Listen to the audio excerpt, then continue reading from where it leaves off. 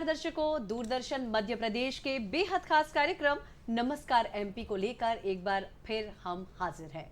स्वागत, अभिनंदन आप सभी दर्शकों का। आपसे इतना प्यार हम सभी को मिल रहा है कि लगातार आप हमारे कार्यक्रम को देख रहे हैं, आपकी प्रतिक्रियाएं भी हम तक पहुंच रही हैं। बड़ा अच्छा लगता है ये देखकर, जानकर और सोचकर कि आप लोगों का इतना स्नेह है हमारे इस कार्यक्रम के प्रति। तो हम आपको बता दें कि हमारा ये कार्यक्रम अब सिर्फ शुक्रवार तक नहीं वरन शनिवार को भी अब आपके लिए प्रसारित किया जाता है। समय होता है 12 बजे से 1 बजे तक। याद दिलाना चाहेंगे हम आपको कि हमारा ये प्रोग्राम सजीव फोन इन प्रोग्राम है, तो आप हमसे जुड़ सकते हैं हमारे टेलीफोन नंबर्स के माध्यम से। हमारे टेलीफोन नंबर्स लगातार आपके टेलीविजन स्क्रीन पर फ्लैश हो रहे हैं। पूरे कार्यक्रम के दौरान ये नंबर फ्लैश होते रहेंगे। नंबर्स को नोट डाउन करें और हमसे जुड़े हमारे आज के इस कार्यक्रम में। दर्शकों, इसके पहले कि हम अपने मेहमानों से आपका परिचय कराएं, सबसे पहले आपको आज की तिथि हम बता देते हैं। आइए नजर डालते हैं आज की तिथि पर। विक्रम संवत 2079, फाल्गुन माह कृष्ण पक्ष प्रतिपदा 6 फरवरी 2023, सोमवार का दिन। तो तिथि अभी हमने आपको बताई, सोमवार का दिन है। और निश्चित ही जब वीकेंड के बाद में सोमवार का दिन होता है ना, तो पूरी थकान उतारने के बाद में फिर से एक बार तरोताजा महसूस करते हैं। आज के दिन हम एक अलग एनर्जी, एक अलग उत्साह का अनुभव हमारे अंदर रहता है। आपका दिन बड़ा खूबसूरत हो, मंगलमय हो, यही शुभकामनाएं हैं हमारी आपके लिए। आइए अब एक नजर डाल लेते हैं आज के एक सुंदर से विचार पर। क्या कहता है आज का विचार, आइए देखते हैं आज के विचार को। विचार कह रहा है कि जहां प्रयत्नों की ऊंचाई अधिक हो वहां नसीब को भी झुकना पड़ता है। तो जो लोग कहते हैं ना कि किस्मत, लक, ये कुछ नहीं होता है दोस्तों। जहां मेहनत होती है, प्रयत्न होते हैं, प्रयास होते हैं, तो निश्चित ही हमारे नसीब को झुकना ही पड़ता है। और नसीब हमारा झुक जाता है हमारे प्रयत्न के आगे। तो मेहनत करते रहें, सफलता जरूर आपको मिलेगी।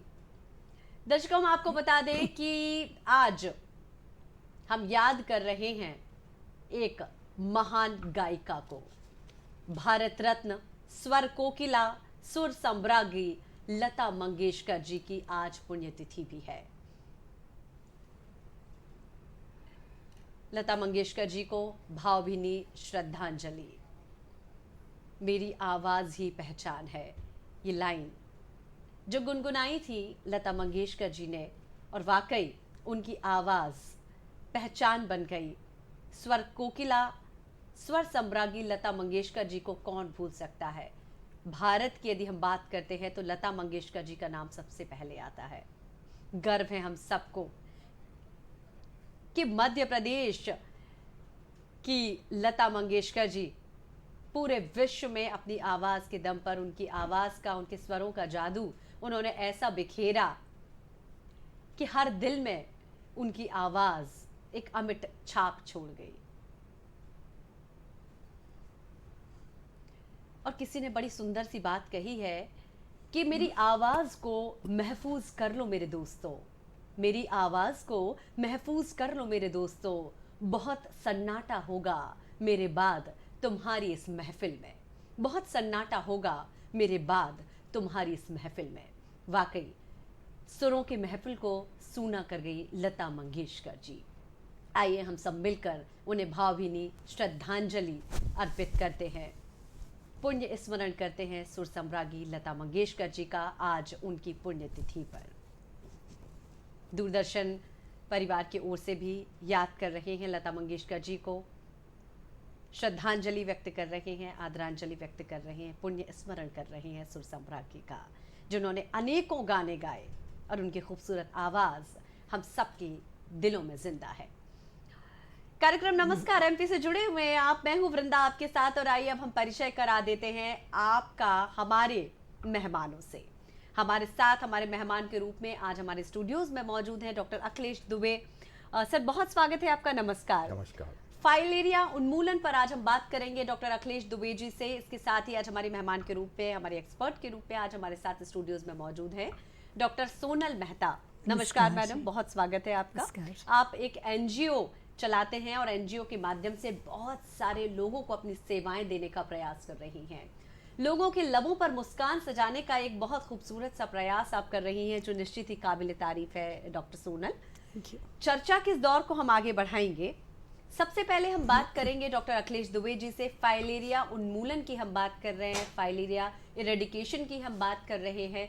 क्या होता है फाइलेरिया? मध्य प्रदेश में फाइलेरिया की क्या स्थिति है, इस पर भी हम बात करेंगे। पर उसके पहले हम एक बार फिर से अपने दर्शकों को याद दिला दें कि नमस्कार एमपी कार्यक्रम से जुड़े हैं आप। और विशेषता है इस कार्यक्रम की कि इस प्रोग्राम में डायरेक्ट आप हमसे जुड़ सकते हैं, अपने प्रश्न, अपने सवाल हमारे विषय विशेषज्ञों तक पहुंचा सकते हैं। बस एक नंबर की दूरी है आपके और हमारे बीच में, तो वो नंबर हम आपको बता देते हैं। जल्दी से नोट डाउन करें इन नंबर्स को, टेलीविजन स्क्रीन पर फ्लैश हो रहे हैं ये नंबर्स। 0755266049, 0755266049, इसके साथ ही टोल फ्री नंबर, उस नंबर को भी आप इस्तेमाल करें, डायल करें और हमसे जुड़ सकते हैं।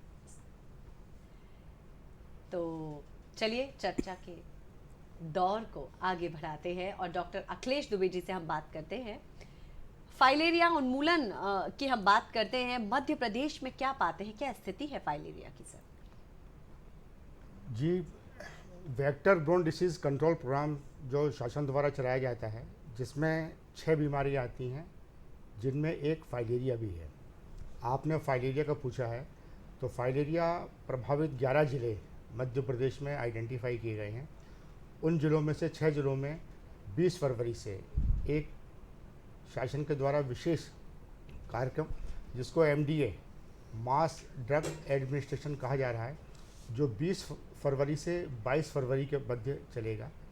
इस कार्यक्रम में जैसा कि फाइलेरिया में है prevention is better than cure, तो प्रिवेंशन के दृष्टिकोण से कार्यकर्ताओं द्वारा घर घर जाकर, जैसे पल्स पोलियो में दवा पिलाई जाती है बच्चों को, इसमें 2 साल से ऊपर वाले उम्र के सभी लोगों को एक दवा खिलाई जाएगी, जो कार्यक्रम उमरिया, टीकमगढ़, छतरपुर, पन्ना, निवाड़ी, इन जिलों में विशेष प्रारंभ किया जा रहा है। इस दवा को खाने से वो व्यक्ति फाइलेरिया से ग्रसित नहीं होगा। ये वो जिले हैं जहाँ पर फाइलेरिया के केसेस ज़्यादा पाए गए हैं। जी, तो फाइलेरिया उन्मूलन की हम बात कर रहे हैं, चर्चा कर रहे हैं। मध्य प्रदेश में फाइलेरिया उन्मूलन की क्या स्थिति है? मध्य प्रदेश में फाइलेरिया किस हद तक खत्म हो चुका है, उस पर हम चर्चा कर रहे हैं। डॉक्टर अखिलेश दुबे जी हमारे साथ में हैं। सर, चर्चा किस दौर को आगे बढ़ाएंगे, हम जानेंगे फाइलेरिया किससे होता है, कैसे होता है, क्या लक्षण होते हैं, क्या बचाव हमें रखना चाहिए, क्या सावधानियां हमें रखना चाहिए, तमाम सारी बातें आपके साथ होंगी। उसके पहले मैडम की ओर हम रुख करेंगे। डॉक्टर सोनल, आप यहाँ पर हैं, बहुत स्वागत है आपका हमारे इस प्रोग्राम में। बहुत बहुत धन्यवाद आपका। सबसे पहले डॉक्टर सोनल, आपसे ही जानना चाहेंगे हम कि आप एक NGO चला रहे हैं, बहुत सारे लोगों को भी आपने NGO में जोड़ा हुआ है। थोड़ा सा आपसे ही हम जानना चाहेंगे, आप अपने बारे में बताएं, अपने NGO के बारे में बताएं।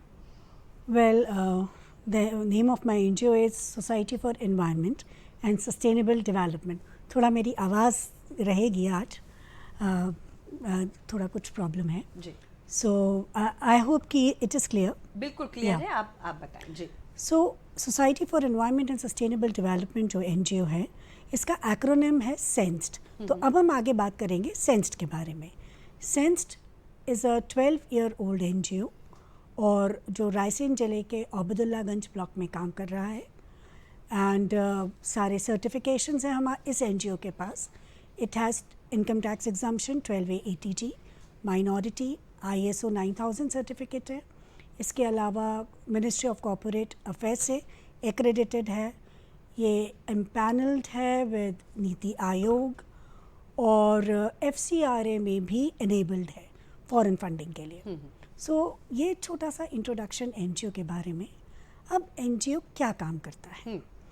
ये education, environment and empowerment of rural women, उस पर काम करता है। और रूरल वुमेन में भी जो इंटीरियर्स में हैं, जो बच्चे इंटीरियर्स में हैं, उन तक हम पहुंच के उनको एलिवेट करना, उनकी लाइफस्टाइल और उनकी एजुकेशन को एलिवेट करने का हम काम करते हैं। डॉक्टर सोनल, सबसे परेशानी का सबब तब होता है, सबसे चैलेंजिंग टास्क तब होता है जब इंटीरियर में जाकर हमें लोगों को एडुकेट करना है, उन्हें शिक्षित करना है और उन्हें अवेयर करना है।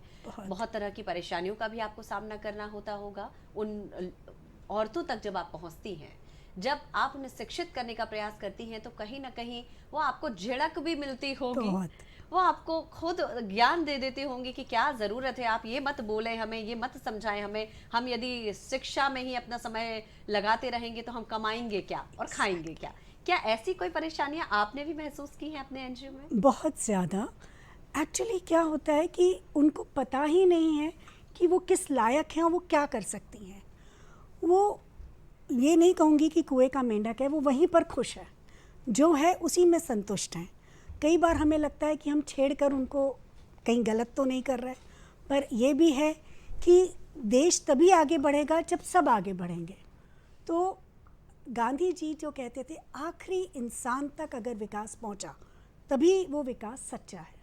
तो उस विकास को पहुंचाने की जिम्मेदारी आप और हमारे जैसे लोगों की है। बिल्कुल। तो वहीं हम कोशिश करते हैं, पर वहाँ जैसा आपने कहा कि वो लोग उसको एक्सेप्ट नहीं नहीं करते, कर पाते, इनिशियली right. एक्सेप्ट नहीं करते, चाहे वो बच्चों को पढ़ाने का हो, क्योंकि बच्चे रैग पिकर्स हैं, कचरा बीनने वाले बच्चे हैं। ईंट भट्टों में भी कई बार बच्चे भी काम करते हैं, हम ऐसे बच्चों तक और ऐसी महिलाओं तक पहुंचते हैं। तो उनके लिए रोज की दिहाड़ी इम्पॉर्टेंट है, Exactly. बजाय investing the time in education. तो ऑफ कोर्स लेकिन कुछ समय लगता है, पर कहीं ना कहीं हम उस पर सफल हैं, इसीलिए आज मैं आपके सामने बैठी हूँ। एक चीज़ और जो मैं कहना चाहती हूँ कि ऐसा नहीं है कि ये महिलाएं कुछ कमा नहीं रही हैं, क्योंकि हम जो वो घरेलू काम करती हैं उसको मोनेटाइज नहीं कर पाते। इसके साथ ही वो अपने परिवार के खेतों में जो काम करती हैं हम उसको भी मोनेटाइज नहीं कर पाते, और ये हो जाता है कि भाई ये महिला कमाती नहीं है। लेकिन अगर हम उसको कंपेयर करें तो महिला और पुरुष के अगर कामों को कंपेयर करें तो कई ज़्यादा हम कह सकते हैं कि हमारी महिलाओं का योगदान हमारे देश की जीडीपी में है। तो बस इतना कहना चाहूँगी कि सिर्फ सेंस्ड एनजीओ ही नहीं, हम सबको मिलकर अपने आसपास की महिलाओं और बच्चों को शिक्षित करके मुख्य धारा में लाना होगा। ये हमारी सबकी महती जिम्मेदारी है। डॉक्टर सोनल, बड़ी खूबसूरत सी बात अभी आपने कही है कि समाज के हर व्यक्ति तक विकास पहुंच सके और हर व्यक्ति का विकास हो सके, तभी हमारा मध्य प्रदेश या हमारे भारत की यदि हम बात करें तो सुखद, सुंदर, आत्मनिर्भर भारत का सपना और जो माननीय प्रधानमंत्री जी की संकल्पना है आत्मनिर्भर मध्य प्रदेश की, आत्मनिर्भर भारत की, तो वो पूरी हो सकेगी। डॉक्टर सोनल, चर्चा के इस दौर को आगे बढ़ाएंगे हम, और निश्चित ही जब कोई भी काम की शुरुआत हम करते हैं तो अनगिनत परेशानियों का सामना हमें करना पड़ता है। जो व्यक्ति उन परेशानियों से डटकर उसका मुकाबला कर लेता है, थोड़ा सा साहस के साथ में, थोड़ा सा पेशेंस रखने के साथ में, तो वो व्यक्ति सफल हो जाता है। और बाकी जो व्यक्ति डर जाते हैं तो उन्हें असफलताओं से दो चार होना पड़ता है।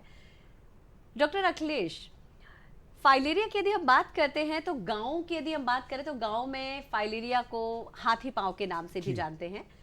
जानना चाहेंगे सर कि क्या लक्षण होते हैं फाइलेरिया के? फाइलेरिया, सबसे पहले मैं ये बताना चाहूँगा कि मच्छर के द्वारा ही फैलता है, और मच्छर में भी एक ख़ास मच्छर होता है क्यूलेक्स। क्यूलेक्स मच्छर के द्वारा ही फाइलेरिया एक व्यक्ति से दूसरे व्यक्ति में फैल सकता है। फाइलेरिया को हिंदी में हाथी पांव कहते हैं। इसमें मध्य प्रदेश में सभी जिले फाइलेरिया प्रभावित नहीं हैं, 6 जिले जो हैं जहाँ पर ज़्यादा केसेस पाए जाते हैं। हाथी पांव के केसेस को मैंने देखा है, तो जैसा फोटोग्राफ में दिख रहा है इतना ज़्यादा। स्क्रीन पर ये चित्र हम देख जी रहे बिल्कुल, हैं। आप इसमें स्वयं देख सकते हैं कि एक पैर सामान्य है और दूसरा पैर कितना ज़्यादा एक हाथी नुमा शक्ल में आता है, इसलिए इसका नाम उससे जोड़कर हाथी पांव के नाम से ही ये रोग जाना जाता है।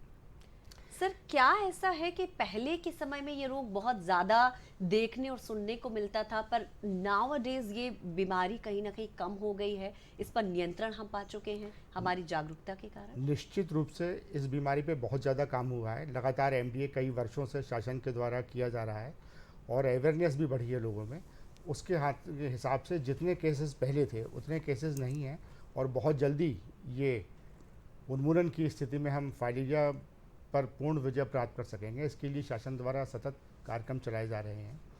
जैसा कि मैंने बताया, ये क्यूलेक्स मॉस्किटो के द्वारा होता है और इसका वायरस बुचेलेरिया नाम का एक धागे नुमा थ्रेड की शक्ल का होता है, और सबसे बड़ी बात इसमें ये होती है कि और बीमारियों में जैसे मलेरिया, आज आपको मच्छर ने काटा तो 3-4 दिन के बाद आप डायग्नोसिस करवा कर जांच सकते हैं। फाइलेरिया में मच्छर काटने के 3-4 साल के बाद जब पैर में इसके लक्षण दिखते हैं तब हमें पता पड़ता है कि ये फाइलेरिया है। इसके बीच में कोई शिकायत नहीं आती और मरीज को पता भी नहीं चल पाता कि उसे फाइलेरिया है। फाइलेरिया को रोकने के लिए हमें वही करना पड़ेगा कि मच्छरों से और मानव का संपर्क जितना कम से कम हो सके। देखिए, क्यूलेक्स तो हर जगह है, लेकिन जहाँ पर ये वायरस है वहाँ पर उस वायरस को फैलाने का काम ये क्यूलेक्स मच्छर द्वारा किया जा सकता है। तो उन संवेदनशील क्षेत्रों को, जिलों को शासन के द्वारा आइडेंटिफाई किया है और वहाँ विशेष अवेयरनेस कैंप तो चलाए जाते हैं। जो एमडीए का ट्रीटमेंट अभी होगा उसमें सभी लोगों को दवा खिलाई जाएगी। मेरा ये अपील है आपके दूरदर्शन के माध्यम से कि सभी लोग इस कार्यक्रम में सहयोग करें। ये किसी प्रकार से हानिप्रद नहीं है।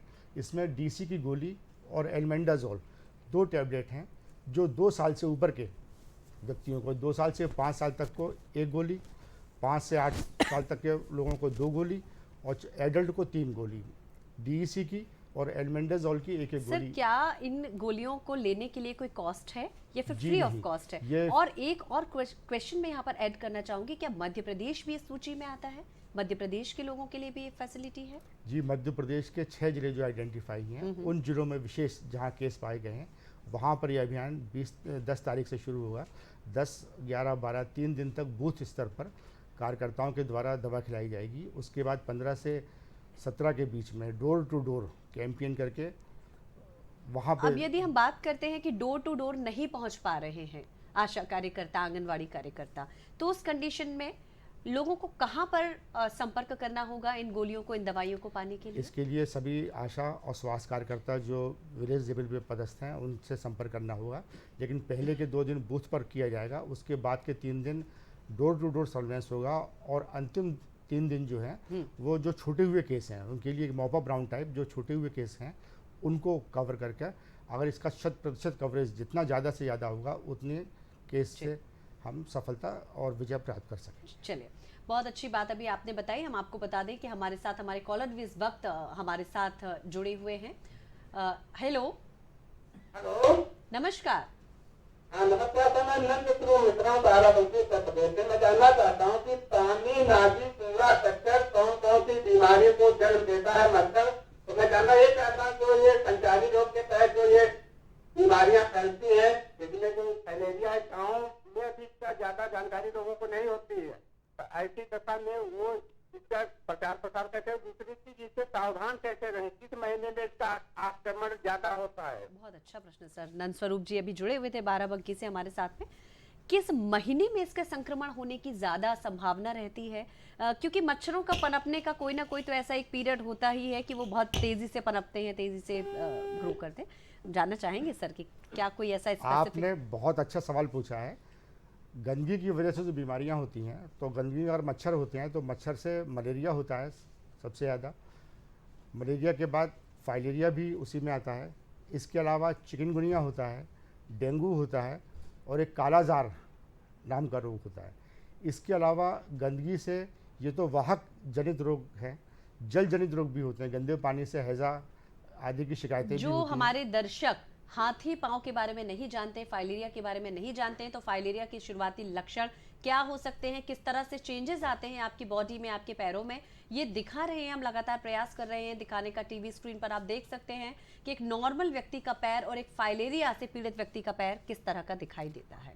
जी सर। फाइलेरिया से पीड़ित व्यक्ति का पैर जो आप देख रहे हैं, एक धागे नुमा फिलामेंट टाइप का एक वायरस होता है जो बॉडी में प्रविष्ट होने के बाद बॉटम स्थान पे जहाँ जहाँ आधार होता है वहाँ पर ये इकट्ठे होते चले जाते हैं।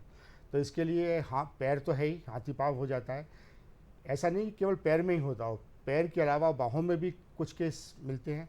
इसके अलावा पुरुषों में हाइड्रोसिल बहुत ज़्यादा आकार में बढ़ जाते हैं, वहाँ पर भी ये इकट्ठे हो जाते हैं। तो हाइड्रोसिल अगर है तो हाइड्रोसिल के केस में ऑपरेशन करके उसको वहाँ से हटाया जा सकता है, लेकिन पैर में ये पॉसिबल नहीं है। तो हाइड्रोसिल, पैर, पाँव, इन स्थानों पर जहाँ बॉटम में आधार मिलता है वहाँ ये फिलामेंट जो कृमि होते हैं, कृमि, वो इकट्ठे होते चले जाते हैं और उसका आकार एक सामान्य आकार से बहुत बड़ा आकार हो जाता है। जी, तो बड़ी महत्वपूर्ण जानकारी डॉक्टर अखिलेश आप हमारे साथ में साझा कर रहे हैं। एक चीज़ और बताना चाहूँगा कि फाइलेरिया की जो जी डॉक्टर अखिलेश आपको सुन रहे हैं। फाइलेरिया की जो जांच होती है वो रात के समय होती है। जैसे मलेरिया की तो किसी भी समय कर सकते हैं, मगर रात को 8 बजे से लेकर 12 बजे तक के बीच में मरीज को पहले लेटाल दिया जाता है, तब ये कृमि उसके ब्लड में आते हैं। उसके बाद उसकी रक्त पट्टी का संग्रह कर प्रयोगशाला में जांच करने के बाद फाइलेरिया का पुष्टि हो पाती है। सर, चूंकि ये बहुत बहुत महत्वपूर्ण जानकारी आपने हमारे साथ में साझा की, दर्शकों यदि आपने नहीं सुन पाई इस बात को तो फिर से आप ध्यान रखें कि जैसे कि डॉक्टर साहब ने बताया कि रात में 8 बजे से 10 बजे तक ये 8 जांच से 10-12 के बीच में करते हैं। नाइट सर्वे के नाम से ये सर्वे किया जाता है। नाइट सर्वे सर, क्या ब्लड सैंपल ही कलेक्ट करना होता है और जिस तरह से मलेरिया का एग्जामिनेशन करते हैं, टेस्ट करते हैं, उसी तरह से इसमें भी बिल्कुल उसी तरीके से ब्लड स्लाइड कलेक्शन किया जाता है और लैब में उसको जांच की जाती है। जी, चर्चा के दौर को आगे जारी रखेंगे। हम बता दें कि हमारे साथ टेलीफोन पर एक हमारे मेहमान जुड़े हुए हैं। Pig free Bhopal, pig free Madhya Pradesh के बारे में हम उनसे बात करेंगे। नगर निगम से हमारे बीच में सूर्यवंशी जी जुड़े हुए हैं। हेलो, नमस्कार। नमस्कार बंदा जी, स्वागत है आपका सर हमारे इस कार्यक्रम में। नमस्कार एमपी कार्यक्रम से जुड़े हुए हैं आप। सर, हम आपसे जानना चाहेंगे, पिग फ्री की बातचीत चल रही है, तो बात यदि हम भोपाल की करें तो कहाँ तक आप उसे सही पाते हैं? भोपाल कितना पिग फ्री हो चुका है? देखिए, पिग फ्री सिटी भोपाल को बनाने के लिए हम संकल्पित हैं और मैंने आयुक्त नगर निगम को इस बात के लिए निर्देशित किया है कि हमें, चूंकि हम राजधानी भोपाल हैं, तो सभी पैरामीटर्स पर राजधानी को स्वच्छता में नंबर 1 लाने के कई प्रकार के हमें कदम उठाने होंगे। उसमें पिग फ्री सिटी भी एक महत्वपूर्ण कदम है। पूरा भोपाल ये जानता है कि सुअर के कारण गंदगी फैलती है, बीमारी फैलती है, ड्रेनेज लाइन डिस्टर्ब होती है, सीवेज लाइन टूट जाती है। इस प्रकार की समस्या का सामना भोपाल की जनता आम दिन में बल्कि रोज ही करती, मैं ये कहूंगा। कई बार उनके कारण एक्सीडेंट होता है, तो इसलिए हमें पिग फ्री सिटी बनाना ही होगा। आज एक और जहां देश के अंदर शहरों में इस बात की होड़ लगी है कि सबसे स्वच्छ शहर कौन सा बने, तो ये कई प्रकार की सफाई के लिए हमें ये कदम उठाने पड़ेंगे। हमें अपना शहर अगर स्वच्छता में नंबर 1 लाना है तो निश्चित रूप से ये पिग फ्री सिटी भी इसके लिए एक बड़ा कदम है। मैंने जब से ये आदेश दिए हैं तब से मुझे कई इंटेलेक्चुअल, समाज सेवी और अन्य लोगों के फोन आए और उनने इसके लिए अभिवादन किया है और कहा है कि सर, इससे बहुत ही ज्यादा बदलाव शहर के अंदर दिखाई देने लगा है। हमने अभियान की शुरुआत कर दी है। कल भी कुछ सुअर पकड़े थे, परसों के दिन भी पकड़े थे।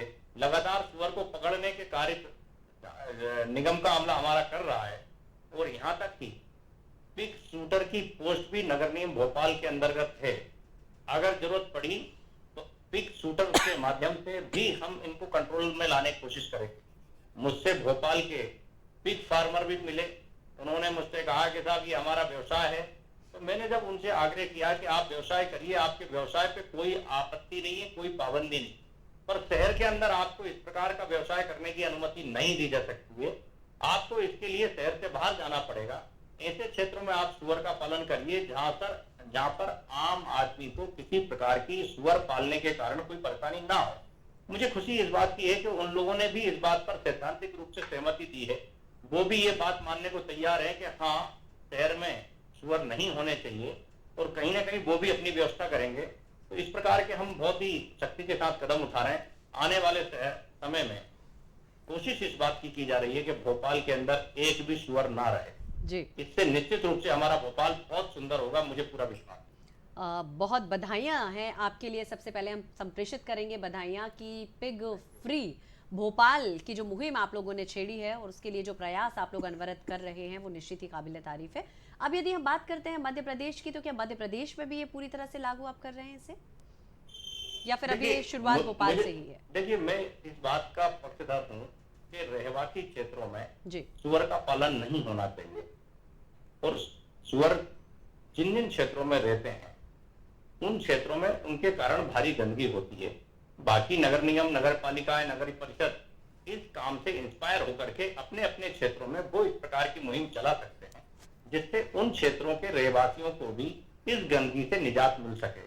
आने वाले समय में मुझे लगता है कि सरकार भी हो सकता है इस पर कोई कदम उठाए, जिससे कि सुअर पालन में के व्यवसाय में जुड़े हुए लोगों का भी व्यवसाय चलता रहे और शहर गंदगी से मुक्त भी रहे। इस प्रकार का कोई रास्ते पे अगर हम विचार करेंगे तो निश्चित रूप से रहवासी क्षेत्रों में अमूल चूक सफाई के काम दिखाई देंगे। क्योंकि सुअर क्या है कि सीवेज लाइन को तोड़ता है, गंदगी फैलाता है, बीमारी फैलाता है, एक्सीडेंट के कारण बनते हैं। ऐसी समस्याओं से रोज कोई ना कोई भुगत रहा है। ये तभी संभव है जब हम इस पर बहुत शक्ति के साथ अपने कदम उठाएं और काम करते हैं।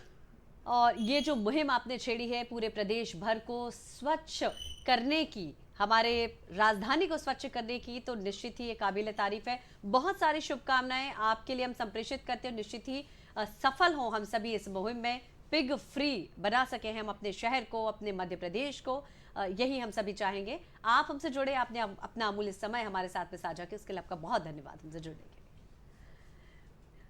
दर्शकों, हम आपको बता दें कि हमारा ये कार्यक्रम नमस्कार एमपी कार्यक्रम है, सजीव कार्यक्रम। सोमवार से शनिवार तक इस कार्यक्रम का सजीव प्रसारण 12 बजे से 1 बजे तक किया जाता है, जिसमें विभिन्न विषयों पर विभिन्न तरह की बातचीत हम करते हैं और विभिन्न उपयोगी जानकारियां आप तक पहुंचाने का प्रयास करते हैं। इन जानकारियों का, इन बातों का भरपूर लाभ आप लेते रहें और हमसे जरूर जुड़ें हमारे फ़ोन नंबर्स के माध्यम से, जो कि लगातार टेलीविज़न स्क्रीन पर फ्लैश हो रहे हैं। आप इन नंबर्स का इस्तेमाल ज़रूर कर सकते हैं। डॉक्टर सोनल, आप अपने एनजीओ के बारे में हमें बता रहे थे और आप किस तरह से रूरल एरिया में जाकर विमेंस के साथ में बातचीत करते हैं, उनकी परेशानियों को साझा करते हैं और उनकी हेल्प करने की कोशिश करते हैं। तो अभी तक आपने किस तरह के कार्य किए हैं? कुछ कार्यों के बारे में भी हम चाहेंगे आप जिक्र करें। एक्चुअली ऐसे तो करीबन 62 टोटल हमने डिफरेंट प्रोग्राम्स करे हैं, बट अभी जो मेजर काम चल रहा है वो 3 चीज़ों पर है: education, environment and empowerment of women. तो एजुकेशन पर हमने मोहल्ला स्कूल्स खोले हैं।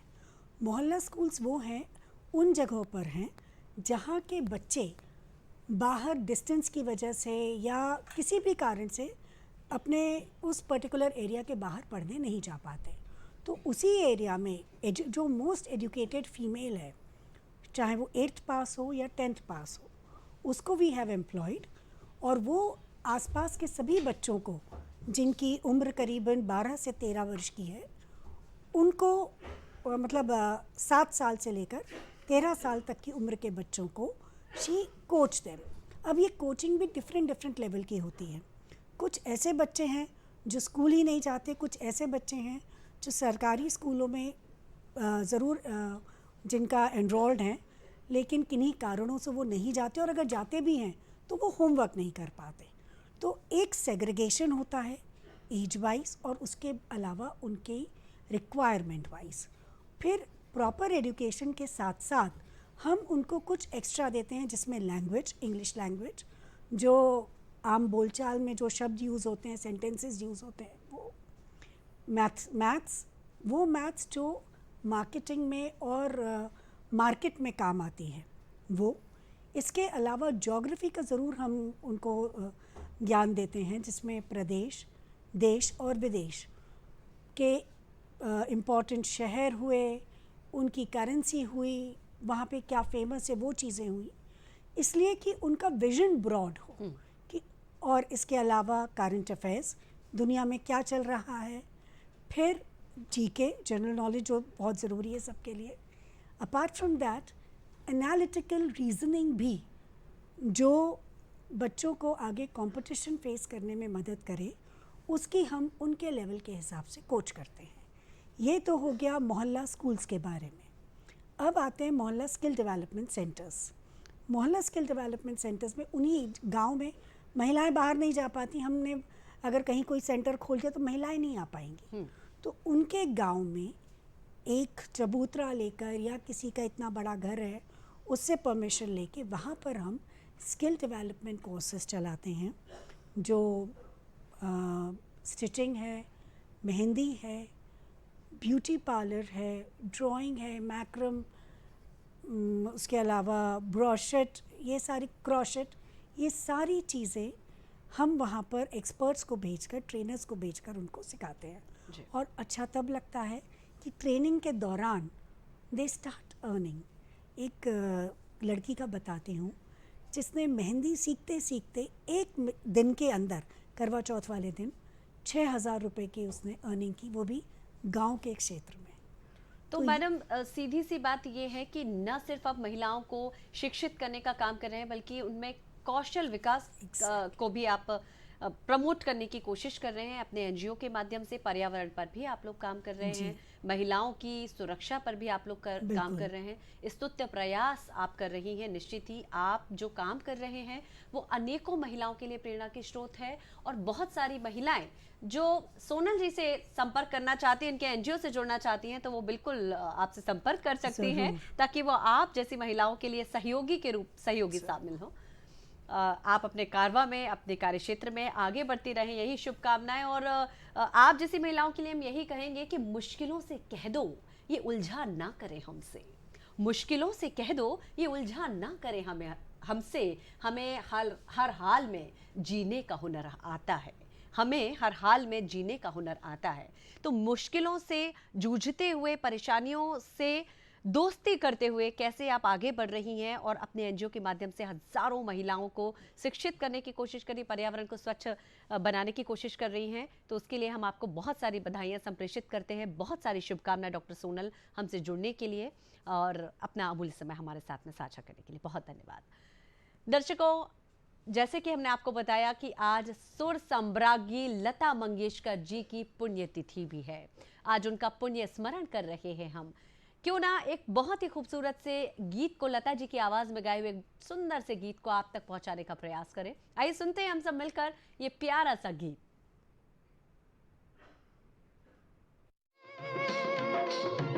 तोड़ के बंधन बांधी पायल, कोई ना रोको दिल की उड़ान को, दिल वो चला आज फिर जीने की तमन्ना है, आज फिर मरने का इरादा है, आज फिर जीने की तमन्ना है, आज फिर मरने का इरादा है।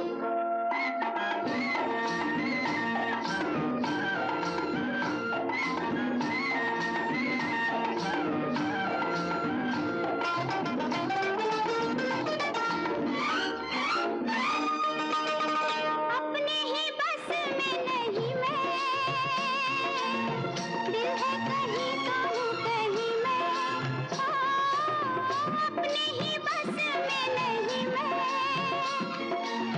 दिल है कहीं तो हूँ कहीं मैं, जाने क्या पाके मेरी जिंदगी हंस कर कहा हा हा हा, आज फिर जीने की तमन्ना है, आज फिर मरने का इरादा है, आज फिर जीने की तमन्ना है, आज फिर मरने का इरादा है।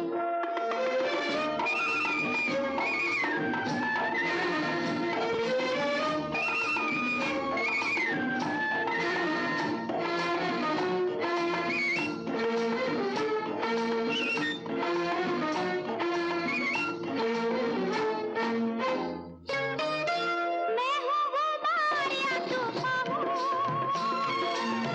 कोई बताए मैं कहाँ हूँ, मैं हूँ वो बार या तूफान हूँ, कोई बताए मैं कहाँ हूँ, डर है सफर में कहीं खो ना जाऊँ मैं, रास्ता नया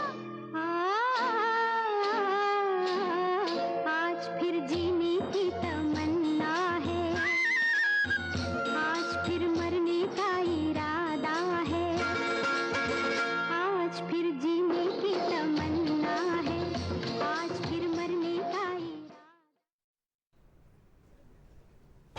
कार्यक्रम नमस्कार एमपी में फिर स्वागत है आप सभी का। और दूरदर्शन की बेहद खास पेशकश को लेकर हम आपके साथ में हाजिर हैं। हमारे इस कार्यक्रम में हमारे एक और मेहमान हमसे जुड़ चुके हैं। आइए उन मेहमान से हम आपका तारुफ करा देते हैं। हमारे साथ में हमारे स्टूडियोज में जुड़े हैं श्री वीरेंद्र प्रधान, वरिष्ठ साहित्यकार हैं, लेखक हैं। इसके साथ ही आप स्टेट बैंक के मैनेजर रहे हैं। बहुत स्वागत है सर आपका। नमस्कार। धन्यवाद सर। आपके बारे में हम कुछ जानना चाहेंगे। जैसा कि हमें पता चला है कि आपके 2 काव्य संकलन प्रकाशित हो चुके हैं, इसके साथ ही तीसरा काव्य संकलन पाइपलाइन में है और लगभग तैयार हो चुका है तीसरा काव्य संकलन भी। सर के बारे में हम आपको बता दें कि आपका एक यूट्यूब चैनल भी है, पूरी तरह से साहित्यकारों पर केंद्रित और विभिन्न साहित्यकारों का परिचय देता हुआ वो यूट्यूब चैनल भी। सर हम कुछ जानकारी आपसे भी चाहेंगे कि आपका जो पहला काव्य संकलन है उसके बारे में कुछ जानकारी आप दें। मेरा पहला काव्य संकलन है कुछ कदम का फासला। कवियों का यह प्रयास होता है कि उनके लेखन की विधा गद्य में, पद्य में कुछ भी हो, कविता में भी छंद में लिखें या छंद मुक्त होकर लिखें, उनके मूल में आम आदमी का दर्द, आम आदमी की तकलीफ़, आम आदमी की परेशानियां हों और उनके मूल में, उनके केंद्र में मनुष्य ही हो। हमारा जो पहला काव्य संकलन है कुछ कदम का फासला, उसमें भी आम आदमी के दर्द, तकलीफ़ों, संघर्षों से संबंधित रचनाएं हैं। मेरा दूसरा जो काव्य संकलन है हम रहेंगे जीवित हवाओं में, इसका विमोचन अभी कुछ समय पूर्व हुआ है देश के ख्यातिलब्ध साहित्यकार प्रोफेसर विभूति नारायण राय जी के हाथों। तीसरा वृंदा जी काव्य संकलन नहीं है, दरअसल में वो सागरनामा करके एक पुस्तक है जो कि साहित्यकारों की रचनाओं और उनकी जीवनियों का दस्तावेजीकरण है। जैसे हमारे ही शहर में जहूर बख्श नाम के एक बहुत बड़े साहित्यकार हुए हैं, बाद में भोपाल आके बस गए थे, उनको लोग भूल गए हैं। उनके द्वारा लिखी हुई रचनाएं वो किस प्रकार से प्रभावी हो सकती हैं, लोगों को उपयोगी हो सकती हैं, ये सारी चीज़ें एक जगह लाने का प्रयास है हमारा सागरनामा के माध्यम से। इसके अलावा यूट्यूब चैनल पर भी वह भी डॉक्यूमेंटेशन है एक किस्म से साहित्यकारों की रचनाओं और उनके जीवन वृत्त का। जी, हम चाहेंगे सर कि आपकी जो पहली पुस्तक है, पहला कविता संकलन है कुछ कदम का फासला, जी। उसकी कोई कविता आप सुनाए हमें। जी।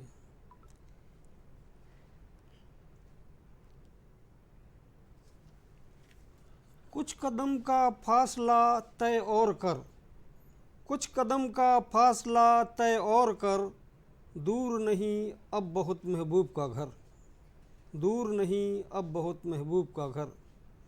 राह की सब मुश्किलों को तू भूल जा, राह की सब मुश्किलों को तू भूल जा, कामयाबी का सेहरा होगा तेरे सर, कामयाबी का सेहरा होगा तेरे सर। धूल को तू न फाँक न हो दर बदर, धूल को तू न फाँक न हो दर बदर, तेरा रब तुझ में है झांक तू अंदर। वाह। एक पाकीजा नदी सा बह तो सही तू, एक पाकीजा नदी सा बह तो सही तू, तुझे आगोश में लेने आतुर है समंदर, तुझे आगोश में लेने आतुर है समंदर। आंधियाँ थम जाएं सब रुक जाएं बवंडर, आंधियाँ थम जाएं सब रुक जाएं बवंडर, इतने मजबूत मेरे दोस्त इरादे तो कर। क्या बात है। इतने मजबूत मेरे दोस्त इरादे तो कर, जमी से फलक का भी फासला तुझे क्या, जमी से फलक का भी फासला तुझे क्या, तू हर वक्त जीता है तू ही तो है सिकंदर। क्या बात। तू हर वक्त जीता है तू ही तो है सिकंदर। भूल कर तू सब के सब फिरके और खेमे, भूल कर तू सब के सब फिरके और खेमे, मोहब्बत को ही अपना दीन और ईमान कर, मोहब्बत को ही अपना दीन और ईमान कर, कुछ कदम का फासला तय और कर, दूर नहीं अब बहुत महबूब का घर। क्या बात है सर, बहुत सुंदर कविता भी आपने हमें सुनाई, कुछ कदम का फासला तय और कर।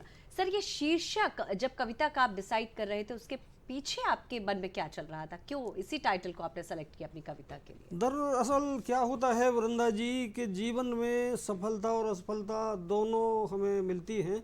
और सफलता और असफलता के बीच में बहुत ही कम कदमों का फासला हुआ करता है। जब हम अपने आप की व्याख्या करते हैं, एनालाइज करते हैं, तो हम पाते हैं कि शायद प्रयास में हमारी थोड़ी सी कमी रह गई। इतना प्रयास और होता तो हम सफलता हमारे कदम चूमती, हम सफलता प्राप्त कर लेते। तो यथार्थता जो कुछ कदमों का ही फासला है जैसे हमें तय करना है, जैसे हमें पाटना है और हम सफलता को प्राप्त करना है जीवन के हर क्षेत्र में। निश्चित ही दर्शकों, तो कवि यही कहना चाह रहे हैं कि कुछ कदमों का फासला ही रह जाता है हम सब के बीच, सफलता के बीच और हमारे बीच में। तो उन कदमों के फासले को तय कर कर आगे बढ़ते जाए, निश्चित ही हम अपनी मंजिल तक जरूर पहुंचेंगे। वीरेंद्र प्रधान जी की कविता को अभी हमने सुना और आइए अब हम रुख करते हैं, हमारे साथ में हैं डॉक्टर अखिलेश जी। डॉक्टर साहब, आपसे हम यही जानना चाहेंगे, अब हमारे मन में जो क्वेश्चन आता है, फाइलेरिया से संबंधित हम बातें कर रहे हैं, अभी पिग फ्री भोपाल और पिग फ्री मध्य प्रदेश की भी हमने बात की, तो क्या ऐसी कोई वेक्टर बॉर्न डिजीजेस हैं जो पिग के कारण होती हैं? जी हाँ, बिल्कुल। वेक्टर ब्रोन डिसीज़ में मैंने 6 बीमारियों का नाम बताया है: malaria, filaria, dengue, chikungunya, JE, जापानी इंसेफेलाइटिस। ये जो जापानी इंसेफेलाइटिस है, जेई, जिसको मस्तिष्क ज्वर के नाम से गोरखपुर साइड में बहुत केस मिलते हैं, मध्य प्रदेश में भी कुछ केस आइडेंटिफाई हुए हैं, इसमें सुअरों का योगदान है। ये वही मच्छर जो फाइलेरिया फैलाता है, क्यूलेक्स, उसी के द्वारा सुअर से मनुष्य में फैलती है बीमारी, जो जापानी इंसेफेलाइटिस, मस्तिष्क ज्वर जिसे कहते हैं। और ये बच्चों में ख़ास तौर पे भोपाल में पिछले साल 1-2 केस अशोका गार्डन क्षेत्र में रिपोर्टेड हुए हैं। उसमें नगर निगम और स्वास्थ्य विभाग द्वारा समन्वय करके सुअरों के खिलाफ अभियान एक प्रारंभ किया गया था, लेकिन नगर निगम के सामने कई समस्याएं आती हैं। इस बार जो उन्होंने अभियान लिया है, वो उनका अभियान, इसके लिए बधाई के पात्र हैं और शुभकामनाएं देते हैं। निश्चित रूप से जो रहवासी इलाका है वहाँ पे सुअर नहीं होना चाहिए। सर, बीच में आपको इंटरप्ट करना चाहूंगी, जानना चाहूंगी कि जर्मन इंसेफेलाइटिस का जिक्र आपने किया था, तो क्या होते हैं लक्षण इस जर्मन इंसेफेलाइटिस के? जापानी इंसेफेलाइटिस कहते हैं, जेई है ये ख़ास तौर पे सुअर इसमें इन्फेक्टेड होता है और सुअर को से मनुष्य में फैलाने का कार्य मच्छर करता है और इसमें बच्चे ख़ास तौर पे ज़्यादा इसके पीड़ित होते हैं। और इसमें जो आपने लक्षण की बात की है, तो लक्षण ये हैं कि इसमें बुखार आता है बहुत ज़्यादा, और इसके बाद इसका एलाइज़ा टेस्ट होता है, इसका ब्लड टेस्ट नहीं होता। एलाइज़ा टेस्ट जो होता है, जो एम्स में और हमीदिया हॉस्पिटल में निःशुल्क उपलब्ध है। तो जहाँ पर बच्चों को इस तरह की सिम्टम्स दिखते हैं, वहाँ जब वो किसी भी स्वास्थ्य केंद्र में जाएंगे, किसी भी संजीवनी क्लिनिक में, किसी भी इंस्टीट्यूट में, तो वहाँ से डॉक्टर के द्वारा रेफ़र किया जाता है और वहाँ पर एलाइज़ा टेस्ट होने के बाद कन्फर्म रूप से जाना जा सकता है। जी, इसमें सुअरों का बहुत योगदान है। जी, तो सर बहुत महत्वपूर्ण जानकारी अभी आपने दी कि पिग फ्री होना क्यों ज़रूरी है। इससे कई तरह की बीमारियां भी हो सकती हैं। आपने इंसेफेलाइटिस का भी अभी जिक्र किया था, तो उससे भी हम बच सकते हैं यदि हम पिग फ्री रखते हैं अपने शहर को, भोपाल को, और स्वच्छ तो रख ही सकते हैं। वीरेंद्र प्रधान जी की ओर हम रुख करेंगे। हमारे साथ में वरिष्ठ कवि, लेखक, साहित्यकार और पूर्व बैंकर वीरेंद्र प्रधान जी हैं। हम आपकी द्वितीय पुस्तक के बारे में बात करना चाहेंगे। जो द्वितीय पुस्तक है आपकी, सबसे पहले तो उसका टाइटल का जिक्र हम चाहेंगे, क्या टाइटल है उस किताब का? दूसरी पुस्तक जो मेरी है, हम रहेंगे जीवित हवाओं में। दरअसल पूरा जीवन हमारा संघर्षों वाला रहता है और सर्वाइवल ऑफ द फिटेस्ट वाली थ्योरी सब जगह लागू होती है।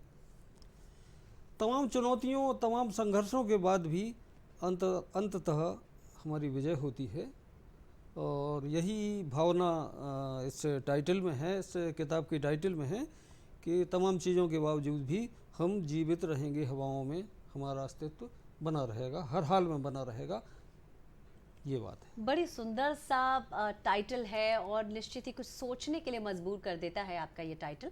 एक कविता हम चाहेंगे सर, इस पुस्तक की एक कविता आप हमारे दर्शकों को सुनाएं, जो कविता सबसे ज़्यादा आपके करीब हो। बड़ी सुंदर सा आपने टाइटल रखा है इस किताब का, हम रहेंगे जीवित हवाओं में। निश्चित ही हमारे जाने के बाद में हमारे काम ही ऐसे होते हैं जो हमें याद करने के लिए मजबूर कर देते हैं लोगों के द्वारा। तो हमारे काम कुछ ऐसे हों कि लोग हमें याद रखें लंबे समय तक। मैं अनुरोध करूंगी श्री प्रधान से कि एक सुंदर सी रचना हमारे दर्शकों को पहुंचाए। एक इसी किताब की एक कविता है कि खाली पेट की इतनी ही चाहत है, बस भरपेट भोजन। खाली पेट की इतनी ही चाहत है, बस भरपेट भोजन। सुखी व तृप्त रहें दुनिया में सबके तन और मन। सुखी व तृप्त रहें दुनिया में सबके तन और मन। धरा पर जीव जंतु जिनने भी पाया है जीवन। धरा पर जीव जंतु जिनने भी पाया है जीवन। सुरक्षित रहें बुढ़ापे सबके, जवानी और बचपन। क्या बात है, वाह। बहुत शानदार। कभी बुनियादी सुविधाओं से रहे न कोई वंचित। कभी बुनियादी सुविधाओं से रहे न कोई वंचित। रहें निरोग निर्भय स्वस्थ जगत के सारे ही जन। थालियां सबकी भरी रहें, रहें उनमें सटरस व्यंजन। कभी दानों को ना हो मुहताज, कभी कोई निर्धन। क्या बात। कभी दानों को ना हो मुहताज, कभी कोई निर्धन। ज़रूरत के मुताबिक पा करें सब। ज़रूरत के मुताबिक पा करें सब, बस स्वस्थ ही चिंतन। पढ़ें पाठ समरसता का, भेदभाव के तोड़ कर बंधन। दया ममता करुणा सहानुभूति। दया ममता करुणा सहानुभूति की भावना सिखाते हैं सबकी सब पोथियाँ और सबके सब दर्शन। मोहब्बत खुलूस भाईचारे से। मोहब्बत खुलूस भाईचारे से भरे हों सबके जेहन। न हो युद्ध न हो लड़ाइयाँ और ना हो कोई अनबन। मोहब्बत खुलूस भाईचारे से भरे हों सबके जेहन। ना हो युद्ध ना हो लड़ाइयाँ और ना हो कोई अनबन। क्या बात है, बहुत सुंदर संदेश देती ये कविता श्री प्रधान ने अभी आप सभी को सुनाई। उम्मीद है आपको ये कविता बहुत पसंद आई होगी। निश्चित ही मुझे तो ये कविता बेहद पसंद आई। दर्शकों, हम आपको बता दें कि हमारे कार्यक्रम में एक कॉलर भी हमसे जुड़े हुए हैं। डॉक्टर अखिलेश जी से उनका सवाल है फाइलेरिया से संबंधित। डॉक्टर प्रदीप जी हमसे जुड़े हुए हैं। हेलो वृंदा मैडम, मेरी आवाज सुनाई दे रही है क्या? जी बिल्कुल, आप ऑडिबल हैं, आपको सुन पा रहे हैं हम। अच्छा, सबसे पहले आप सभी को good afternoon. Very good afternoon Pradeep ji, अपना प्रश्न करें। मैं डॉक्टर अखिलेश दुबे और वृंदा प्रधान जी को सबसे पहले नव वर्ष की हार्दिक शुभकामनाएं। बहुत धन्यवाद आपको भी। जी जी जी, मैं डॉक्टर साहब ये पूछना चाहता हूँ कि ये जो बीमारी है जिसे कि फाइलेरिया के नाम से जाना जाता है, इसे सो कॉल्ड एलिफेंटाइटिस भी बोलते हैं। एक्चुअली क्या है, हाथी पाँव के नाम से जानी जाती है। जी। अब इन्फेक्शन का जो भी हो, इन्फेक्शन कैसे होता है वो तो पता नहीं। आपने बोला कि इसमें जो होता है वेक्टर होता है, तो आप ये बताइए कि बॉडी में इन्फेक्शन होने के बाद केवल ये पाँव वाले पोर्शन में ही क्यों एबनॉर्मेलिटी शो करती है? मेरा प्रश्न ये है कि नीचे वाला पोर्शन जो पाँव का टिश्यू, ऐसा क्या है कि वहां पर वो फूला हुआ सोलन पोर्शन दिखाई देता है जो हाथी पाँव के जैसा दिखाई देता है? एक तो प्रश्न डॉक्टर साहब आपसे प्लीज, है ना। और दूसरा मेरा प्रधान जी से प्रश्न है कि आप कवि हैं, साहित्यकार हैं, दादा ये बताएं कि समाज में या व्यक्तियों पर क्रांतिकारी परिवर्तन या जनरल परिवर्तन जो है कविताओं से आता है, गद्य से आता है, पद्य से आता है कि व्यंग्य से आता है? सबसे ज्यादा रिवॉल्यूशनरी कौन सी चीज होती है, थोड़ा बताइए। बड़ा सुंदर प्रश्न किया है डॉक्टर प्रदीप जी आपने। तो सबसे पहले अखिलेश जी आपके प्रश्न का उत्तर देंगे और उसके बाद हम श्री प्रधान की ओर रुख करेंगे। जी आपका प्रश्न बिल्कुल सही है। होता यह है कि धागे नुमा कृमि, धागे जैसी रचना होती है उसकी फिलामेंट टाइप, वो क्यूलेक्स मच्छर के द्वारा मनुष्य को काटकर उसके अंदर प्रविष्ट हो जाता है। वो ब्लड में चक्कर लगाता रहता है सब जगह। जहाँ पर बॉटम आधार होता है, आधार, वहाँ पर वो इकट्ठा होते चले जाते हैं। तो पैर एक ऐसा है कि उसके नीचे कुछ नहीं, तो वहाँ पर वो इकट्ठे होते होते होते और हाथी पाँव की शक्ल में ले लेते हैं। लेकिन पैर सामान्यतः सबसे ज़्यादा प्रभावित होता है, लेकिन ऐसा नहीं कि पैर में ही हो, बाहों में भी कई बार फाइलेरिया के सूजन और इस तरह दिखते हैं। इसके अलावा महिलाओं में ब्रेस्ट में भी और पुरुषों में हाइड्रोसिल जो होती है वो बहुत ज़्यादा बढ़ जाती है और वहाँ पर भी ये इकट्ठा होना शुरू होते हैं।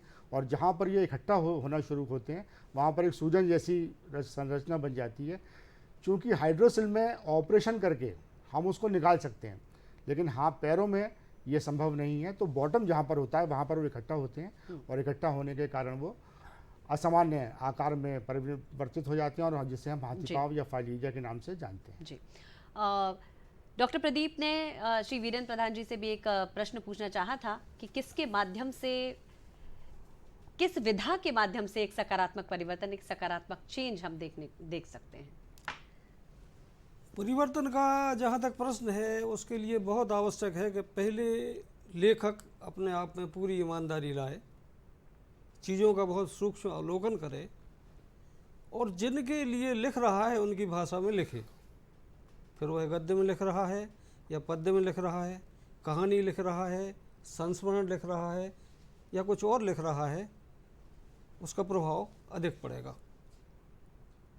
क्रांतिकारी परिवर्तन की जहाँ तक बात है, हम चीज़ों को ईमानदारी से देखें, सोचें और आम आदमी की भाषा में उन तक पहुँचाने का प्रयास करें। हमारे लेखन की विधा जो भी हो निश्चित रूप से असर डालेगी जब हम उनके लिए लिख रहे हैं, उनकी भाषा में लिख रहे हैं। भाषा बहुत पंडिताऊ ना हो, आम आदमी की भाषा हो, आम आदमी के लिए हो, इतना ही कहना चाहूँगा। बड़ी खूबसूरत बात आपने कही है सर। सर एक और आपकी कविता हम सुनना चाहेंगे, आपकी जो द्वितीय पुस्तक है हम रहेंगे जीवित हवाओं में, इसमें से कोई एक कविता आप हमारे दर्शकों तक पहुंचाएं। अगली कविता पूरी तरीके से छंद मुक्त है। कविता का शीर्षक है नालंदा को देखकर। किसी भी भाषा की किसी किताब को, किसी भी भाषा की किसी किताब को एक ही स्वाद से खाते हैं दीमक, चूहे और तिलचट्टे। नष्ट होते अक्षर, शब्द, इबारतें और पृष्ठ, सहते हैं जुल्म उनका होकर निःशब्द। रह जाते हैं शेष कुछ नष्ट, कुछ भ्रष्ट किताबों के अवशेष। किसी भी भाषा की किसी किताब को एक ही स्वाद से खाते हैं दीमक, चूहे और तिलचट्टे। नष्ट होते अक्षर, शब्द, इबारतें और पृष्ठ, सहते हैं जुल्म उनका होकर निःशब्द। रह जाते हैं शेष कुछ नष्ट, कुछ भ्रष्ट किताबों के अवशेष। मगर इसके उलट किसी लेखक की लाइब्रेरी चीन चीन कर जलाते हैं असहमत लोग। मगर इसके उलट किसी लेखक की लाइब्रेरी चीन चीन जलाते हैं असहमत लोग। उसका नामो निशान मिट जाने तक बजा देते हैं उसके मकान की ईंट से ईंट, जब तक वह जमी दोज नहीं हो जाता। पहले से ही पकी उस मकान की दीवार की कोई भी ईंट उस ज्ञान विज्ञान के शत्रु अनपढ़ के हाथों लगने के बजाय चटक और छटक जाना चाहती है और कर देती है पद्मिनी की तरह जौहर दिखा अपने आप को उस अग्नि के हवाले।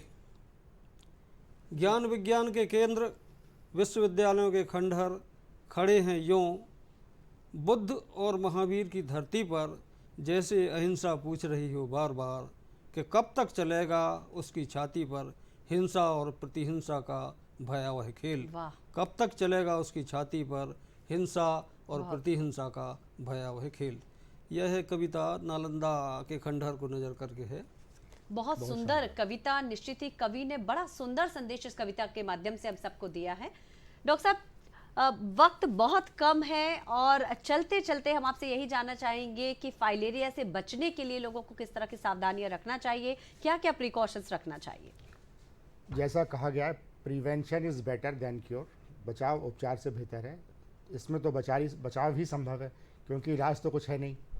बचाव के लिए मच्छर के द्वारा होता है, तो मच्छर और मनुष्य का संपर्क जितना कम से कम हो सकेगा उतना हम बीमारियों से बचेंगे। सर अल्बेंडाजोल की जो गोलियां दी जाती हैं तो क्या उसके ट्रीटमेंट के लिए दी जाती नहीं, है? ये प्रिवेंटिव साइड दवा है जी। इसमें डीसी की गोली और एल्बेंडाजोल दोनों गोलियां मिलाकर ये दी जाती हैं। इसको खाने से वो फाइलेरिया से प्रभावित नहीं होगा। प्रिवेंटिव साइड जी, ट्रीटमेंट। यानी कि हम कह सकते हैं डॉक्टर साहब ने जिस तरह से बताया कि फाइलेरिया का कोई भी ट्रीटमेंट नहीं है, यानी बचाव ही सबसे बड़ी सुरक्षा होगी। बचाव करते रहिए, क्योंकि उसके लिए जो मेडिसिन दी जाती हैं वो भी सिर्फ बचाव के लिए दी जाती है कि बीमारी होने ना पाए, और एक बार जब बीमारी हो जाती है तो उसका इलाज संभव नहीं है। सर मैं ठीक कह रही हूँ बिल्कुल। जी। तो आज के इस कार्यक्रम में हमसे जुड़े हमारे मेहमान के रूप में डॉक्टर अखिलेश दुबे फाइलेरिया उन्मूलन के बारे में चर्चा की। बहुत विस्तार से उन्होंने बड़ी महत्वपूर्ण जानकारी हमारे साथ में साझा की। इसके साथ ही इसके पूर्व में हमारे साथ में डॉक्टर सोनल मेहता भी थी। एनजीओ से संबंधित बहुत सारी बातें उन्होंने हमारे साथ में साझा की। हमारे साथ में वरिष्ठ कवि, साहित्यकार, लेखक एवं पूर्व प्रबंधक स्टेट बैंक श्री वीरेंद्र प्रधान जी भी आज मेहमान के रूप में हमारे इस कार्यक्रम में सम्मिलित हुए। आप सभी मेहमानों का बहुत सारा धन्यवाद, बहुत बहुत आभार हमारे कार्यक्रम में जुड़ने के लिए, अपना अमूल्य समय हमारे साथ में साझा करने के लिए। दर्शकों, जाते जाते हम आपको याद दिला दें कि हमारा ये कार्यक्रम सजीव फोन इन प्रोग्राम होता है। सोमवार से शनिवार तक इस कार्यक्रम का सजीव प्रसारण किया जाता है। हमारा ये कार्यक्रम देखना ना भूलें। इसके साथ ही अपनी प्रतिक्रिया भी हमसे जरूर हम तक जरूर पहुंचाएं। आपको हमारा कार्यक्रम कैसा लग रहा है और क्या और एड ऑन हम अपने इस कार्यक्रम में कर सकते हैं ताकि इस कार्यक्रम से आपका जुड़ाव हो सके। आज के कार्यक्रम में इतना ही। अगले सेगमेंट में जल्द ही हम हाजिर होंगे। तब तक के लिए मुझे यानी वृंदा प्रधान अजमेरा को दीजिएगा इजाजत। नमस्कार।